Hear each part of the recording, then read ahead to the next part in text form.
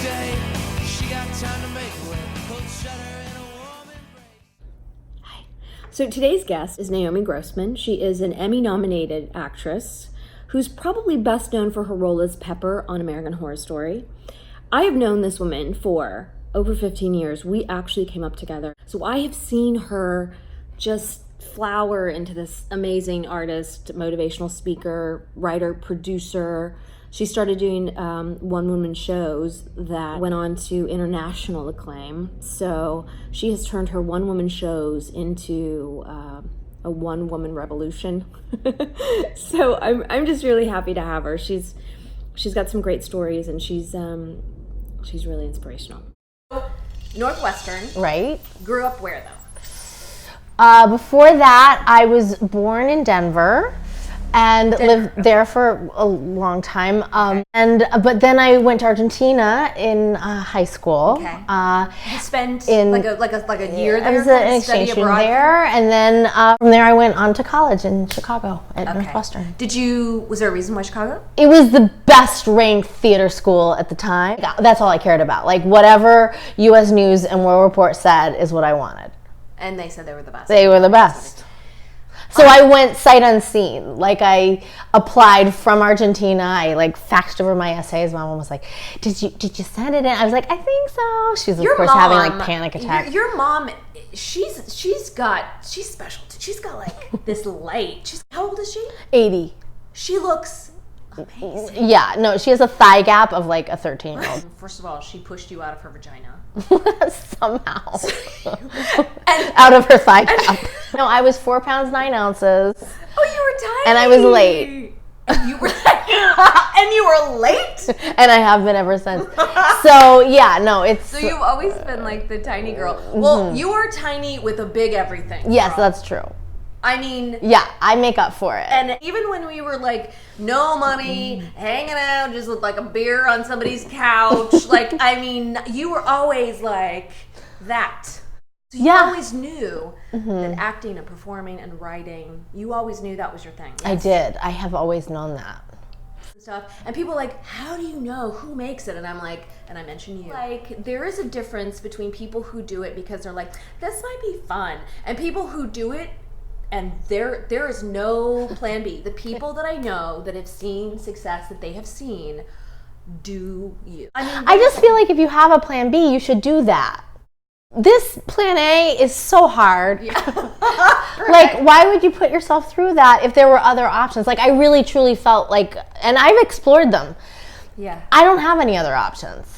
Right. And I was tested for a very long time. Because you also do a lot of motivational speaking, you speak to big groups, and and that's the other thing that I'm so proud of you for doing. I don't take it for granted. I hustled. I was driving the Red Bull truck. Yeah, Red Bull car, with the big giant can on the top. Yeah. I'm just saying, I've done everything. I've modeled nude in art classes. I taught Spanish at the Playboy Mansion. You name it. I have a dozen stories from ding dong jobs. I've tried to not be an actress, and it didn't work real well. Yeah. And so now, to have people just want to give me money for my autograph or to come hear me speak or whatever, I'm happy to do that. After college, and you have to understand, Northwestern really is everything they say in U.S. News and World Report. We have this sort of prestige for being successful in Hollywood. Yeah, and so I was oh, well, I'll just move to LA and get my sitcom, and then I just had it all figured out. Yeah. And so then when I moved out here, and it didn't quite work out like that. I was kind of beating my head against the wall. Actually, what I was doing quite specifically, which is I would go get Backstage West, address all the envelopes and stuff in my headshots, and then take them to the post office and blow every penny I didn't have. Wasn't working, and I couldn't possibly figure out why. If I realized, if I want to act, I'm going to have to create those opportunities for myself. So I wrote what I consider to be a one-woman show. It was a sketch show, basically, and I played all the good parts, and then I had, funny people around me. On a night off, I went to go see a play. And it just happened to be written by one of my favorite playwright, Joan Ackerman.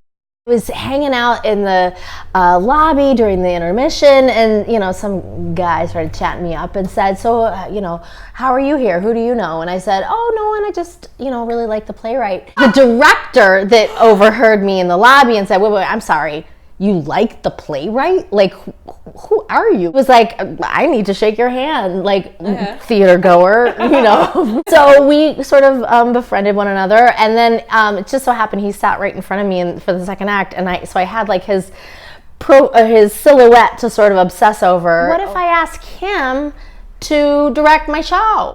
Those guideposts. You always sort of follow. Oh yeah. Well, and just your gut. As I was saying goodbye, I thanked him for the show, congratulated him, and said, I wrote a show. If you'd be interested in reading at some point, he said, your timing is impeccable, and it's all about timing. It's all about. Well, there are no accidents. That's right. So as of tomorrow, I am unemployed for the first time in like 20 years. So yes. For the first time in 20 years, yes, I will consider reading your show. Oh my God. So I was like, He said, why don't you cast it? Let's see a little staged reading in your living room, and we'll take it from there. And that's what we did. Later came to me with notes and said, good news and bad news. I love your work. I love you. I love your writing. I would love to work with you, just not on this show. He's like, I want to father your children, just not this baby. So he's like, I'm going to tell you right now that part about Argentina, let's see it. So sure enough, I went to work. I would, go home and I'd write about the soccer game. I'd take it back. Oh, the soccer game's great. Let's hear about the disco. Yeah, okay, write the disco. Yeah, I don't like the disco. Write about the, you name it. Wow. So, he was the right guy. He was the baby daddy I was looking for, really. Sure enough, 9 months later, we had a show. The first show got notoriety, the LA Weekly, lots of positive from critics. That it still wasn't translating into like commercial work. Yeah. So I actually started work at the Groundlings. I did a comedy theater here in LA. World renowned, actually. Huge, big. For a while, it really felt like the, SNL factory. My plan was totally, again, aborted when I basically got the call not to come back. And now, I got as far as you could be. And so that's why, it especially hurt. So that was like... That's for people, because when you think about that, you don't always have to, it doesn't have to look a certain way. Sometimes it's the things that you think aren't working that become the way in. Yes. You're going to find it. You're just not going to find it that way. Don't get me wrong. It was painful. And I spent a whole year... I basically quit acting. Even then, it was just, I got back to writing because I thought about, what has worked? And what had made me most happy in the past had been my solo shows. All of a sudden, like, that passion, that thing that I was like refueled. Like, I just knew that this is my happy place. I knew it's where I belong. You know what I mean? Like, going back to what we were first saying, when you're like, how do you know? Like, I don't know. It's kind of like being gay. You know what I mean? You just know. Like, believe me, I'm terrible one-on-one. The only reason this is going so well is because I'm hoping like all of America's watching. No, I'm kidding. But that's why I'm so glad you're here. Because I think you are everything that people who say they want to do this need to see. There's no quick way. So now you're like out of your show, you're like completely reassured, I'm on the right track, I'm not going, this is I am and I'm not. Okay. I mean, you have to remember, a huge part of me is still extremely frustrated because I'm like, what's it gonna take? I've written and produced and starred in 2 hit solo shows, like international, and yet for the life of me, I still can't like get a co-star. Like, want fries with that? Okay, so what happened? So for a while I went without an agent. It's not hard to get an agent in Hollywood. It's hard to get a good agent. Yeah, who's gonna work for you. And so some guy just like found me on the internet, and when I Googled him, I was like, oh. Gee, no, I passed. And I was chatting with my BFF, and he was like, wait, what? An agent called and you denied him? Like, you need an agent. Like, what are you doing? And I was like, I Googled him. He's a shyster. And he was like, no. You need to meet with this guy. It's like dating. Like, kiss a few frogs. Okay. Just experience that. So I did. And sure enough, he name dropped a bunch of people that I actually knew. So I went ahead and signed with this guy. And let's face it, in the course of the year, I gave him a whole year, I want to say he got me like 3 auditions, one of which was Pepper. Wow. Now, okay, so you know, the way agenting works is ideally the agent is, like you said, believes in you, gets you, is like, he's got a plan. No, this guy was like Jackson Pollock style. Sure enough, like he saw the breakdown that comes out on the computer to, American Horror Story is looking for a short, petite, possibly malformed, childlike actress. And so he goes through, okay, who do I got that's small, right? Oh, and I pop up. She only weighed 4 pounds coming out of a vagina. So that's pretty small. And like I said, that was really, from that moment on, was like the last I ever heard of him. How did the audition go? Tell me how it went down. They gave me actually some scenes from season 1, and then they gave me a ball, and they asked me to, they said, try to get us to play with you. Which at the time I was like, what is this, Because they were like, it's as if you're like a 4-year-old trying to, play. Did you go right into character? Of course. So I went from the adult delivering monologues of Jessica's from season 1 to this 4-year-old improvising with a ball. But afterwards, of course, I was like, I don't know what that was. First I had a callback, which was really just a meeting with makeup, in which they took a bunch of photos of me, which they later manipulated to see what I would look like with that makeup on. It wasn't just me. They had a bunch of several actresses that they knew could handle the the demands of the role. It's a story I like to tell, aspiring actors. As you're driving home from an audition, it's common to berate yourself for a terrible job. I should have done. And ultimately, it didn't matter. I mean, yes, you need to be on time and be prepared and know your lines and all those things, of course.